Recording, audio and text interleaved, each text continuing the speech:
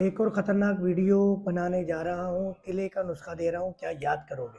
27 लौंग, 50 मिलीग्राम या 50 ml सरसों का तेल अच्छी तरह भून लें, पका लें। लौंग समेत किसी शीशे के मर्तबान जार के अंदर शीशे में भर लें 50 ml। ठीक है जी। रोज़ाना रात को तकरीबन 7 कतरे वुज़ूए तनासुल के चारों तरफ आपने टपकाना है और हल्के हल्के हाथों से रब करना है, तेज़ नहीं, ये ना कुछ और हो जाए। हल्के हल्के हाथों से रब करना है उंगली के पोरों से चारों तरफ।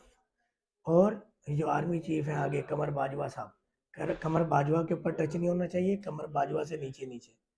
ठीक है, नीचे भले टच हो जाए, 3 साइड ज़्यादा कवर होनी चाहिए ऊपर की, 1 2 3। इस पर रब करें आहिस्ता आहिस्ता, तकरीबन 5 मिनट का मसाज करें और इसके ऊपर कोई गर्म कपड़ा बांध लें या कोई अच्छी सी नेकर पहन लें और सो जाएं। सुबह उठेंगे तो डबल होशियारी देखेंगे, डबल इंतशार देखेंगे और 1 महीने बाद तो न जाने क्या देखेंगे।